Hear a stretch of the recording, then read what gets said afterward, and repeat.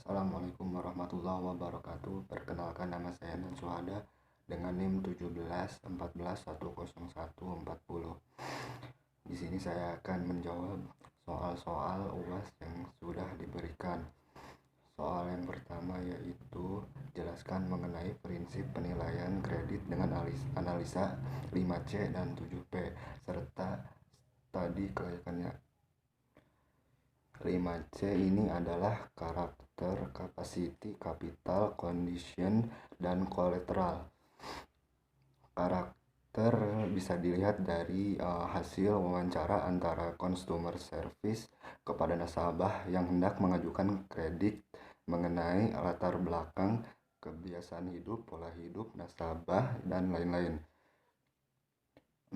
Capacity.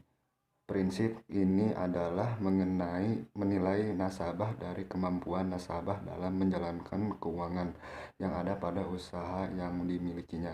Apakah nasabah tersebut pernah mengalami sebuah permasalahan keuangan sebelumnya atau tidak, di mana prinsip ini menilai akan kemampuan membayar kredit nasabah terhadap bank.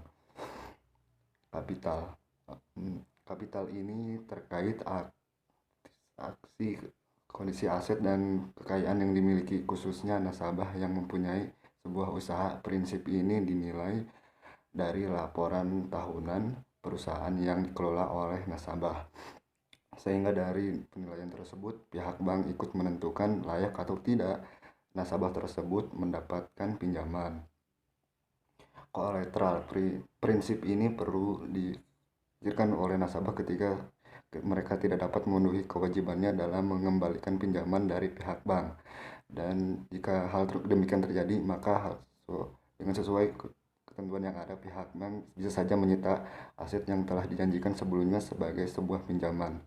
Yang terakhir yaitu condition. Prinsip ini dipengaruhi oleh faktor di luar dari pihak bank maupun nasabah. Kondisi perekonomian suatu daerah atau negara memanglah sangat berpengaruh terhadap kedua belah pihak tersebut, di mana uang usaha yang dijalankan oleh nasabah tergantung oleh perekonomian baik mikro maupun makro. Untuk memperlancar kerjasama dari kedua belah pihak tersebut, maka penting adanya untuk memperlancar komunikasi antara nasabah dengan baik.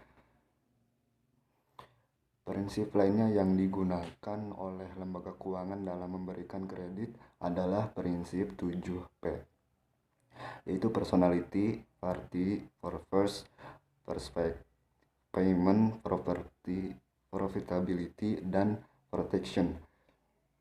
Personality yaitu kepribadian dari calon peminjam yang mengajukan kreditnya. Kriteria ini hampir sama dengan kriteria karakter dari prinsip 5C yang telah dijelaskan tadi, di mana melihat bagaimana keseluruhan pribadi nasabah mencakup sikap dan perilakunya sehari-hari. Prinsip party, di mana calon peminjam dimasukkan ke dalam sebuah beberapa golongan yang terkait dengan kondisi keuangannya. Biasanya pihak bank mengklasifikasikan nasabah berdasarkan modal yang dimiliki, kepribadian, dan loyalitas dan lain sebagainya. Dengan adanya perbedaan klasifikasi dan golongan ini, akan ada perbedaan pula dalam pemberian fasilitas kredit dan nantinya. Purpose. Pihak bank perlu mengetahui untuk apa dana tersebut akan digunakan. Misalnya yaitu untuk modal usaha, investasi, biaya pendidikan, atau justru kegiatan konsumtif. Hal ini juga disesuaikan dengan fokus dari bank atau lembaga keuangan tersebut. Misalnya jika bank tersebut berfokus pada pengelolaan modal, maka akan bagi nasabah yang mengajukan kredit untuk usaha, prospektif dengan mengetahui apa usaha dan bisnis tersebut memiliki prospek ke depan yang baik atau tidak, maka bank pun dapat memprediksi bagaimana perkiraan kemampuan bayar dari nasabah tersebut. Payment. Prinsip payment dilihat dari sumber pendapatan nasabah, kelancaran usaha yang dijalankan, kegiatan prospektif dari usaha tersebut. profitability sama seperti yang sebelumnya. Kriteria ini lebih dikhususkan kepada nasabah untuk yang meminjam untuk keperluan usahanya. Semakin tinggi profitability dari seorang peminjam, maka akan semakin tinggi kemungkinan kredit yang akan diajukan yang dapat disetujui oleh bank. Protection tidak jauh berbeda dengan kriteria kolateral pada prinsip 5C yang tadi. Kriteria protection ini juga mengacu pada jaminan yang dapat diberikan oleh calon peminjam. Selain jaminan berupa barang seperti aset rumah atau perusahaan, protection ini juga dapat berupa jaminan asuransi yang dimiliki oleh nasabah. Berikutnya yaitu studi kelayakan kredit. Studi kelayakan kredit adalah cara untuk menghitung atau menganalisis kelayakan kredit suatu usaha atau organisasi. Dengan perkataan lain, studi kelayakan kredit adalah penilaian kemampuan suatu perusahaan menghargai semua kewajiban keuangannya. Laporan keuangan teraudit dari sebuah perusahaan besar dapat dianalisis ketika perusahaan itu menerbitkan obligasi atau sebuah bank yang dapat menganalisis laporan keuangan suatu usaha kecil sebelum peminjaman komersial diberikan atau diperbarui. Atau secara singkat, studi kelayakan kredit adalah penilaian terhadap kemampuan dan kesediaan pinjaman untuk melunasi kewajiban utang-utangnya. Baik, untuk soal yang kedua yaitu pertanyaannya yaitu Kalisa ingin menerbitkan deposito berjangka waktu 3 bulan pada bank YZ dengan nominal 300 juta rupiah. Pembayaran langsung ke rekeningnya yang berada di bank tersebut. Bunga yang diberikan oleh pihak bank sebesar 10% per tahun dan dikenakan pajak yaitu sebesar 15%. Berapakah jumlah yang dibayar bank setiap bulannya, dan hitung pula jumlah bunga yang diterima oleh Kalisa selama jangka waktu 3 bulan. Itu jawabannya kita cari bunganya terlebih dahulu per bulannya. Bunga yang diberikan oleh bank sebesar 10% per tahunnya dikalikan dengan nominal yang akan didepositkan oleh Kalisa yaitu sebesar 300 juta rupiah dikali 1 lalu dibagi 12 bulan, maka hasilnya yaitu 2.500.000 rupiah per bulan.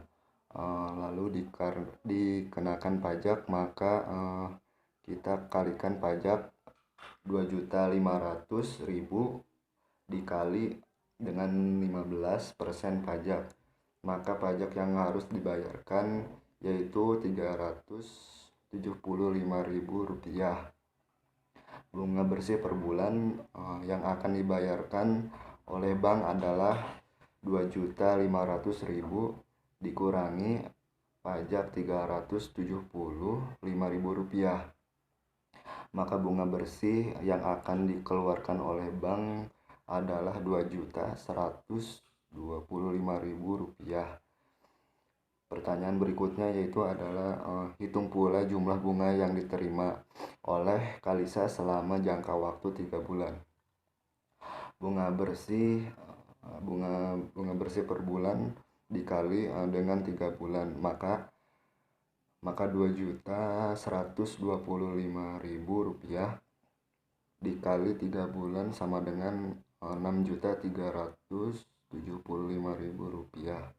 Maka bunga yang diterima Kalisa selama 3 bulan tersebut adalah sebesar 6.375.000 rupiah.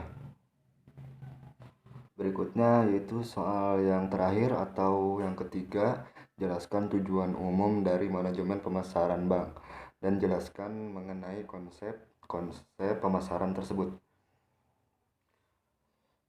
Tujuan umum dari manajemen pemasaran bank yaitu ada 4. Yang pertama adalah memaksimumkan konsumsi atau dengan kata lain memudahkan dan merangsang konsumsi sehingga dapat menarik nasabah untuk membeli produk yang ditawarkan bank secara berulang. Yang kedua, memaksimumkan kepuasan konsumen melalui berbagai layanan yang diinginkan oleh nasabah. Yang ketiga, memaksimumkan pilihan atau ragam produk, dalam arti bank menyediakan berbagai jenis produk bank sehingga nasabah memiliki beragam pilihan pula. Yang keempat, memaksimumkan mutu hidup dengan memberikan berbagai kemudahan kepada nasabah dan menciptakan iklim yang efisien. Berikutnya yaitu konsep-konsep pemasaran. Konsep pemasaran ada 4. Yang pertama adalah konsep produksi, yaitu kedua konsep produk, yang ketiga konsep penjualan, dan yang terakhir yaitu keempat konsep pemasaran. Konsep produksi menyatakan bahwa konsumen menyukai produk yang tersedia selaras dengan kemampuan. Oleh karena itu, manajemen harus berusaha untuk meningkatkan efisiensi produk dan distribusi. Konsep produk, dalam konsep yang terkandung bahwa konsumen akan menyukai produk yang menawarkan kualitas, investasi terbaik, serta keistimewaan yang menonjol. Karena itu, produsen harus berupaya untuk memperbaiki produk secara terus-menerus. Konsep penjualan menyatakan bahwa konsumen tidak akan membeli cukup banyak produk kecuali setiap produsen mengupayakan promosi dan penjualan yang agresif. Konsep pemasaran menyatakan bahwa kunci keberhasilan untuk mencapai tujuan bukanlah terdiri dari penentuan atau kebutuhan dan keinginan pasar, sasaran, serta pemberian kepuasan yang diinginkan secara lebih baik daripada yang dilakukan oleh para pelaku usahanya. Cukup sekian dari saya. Assalamualaikum warahmatullahi wabarakatuh.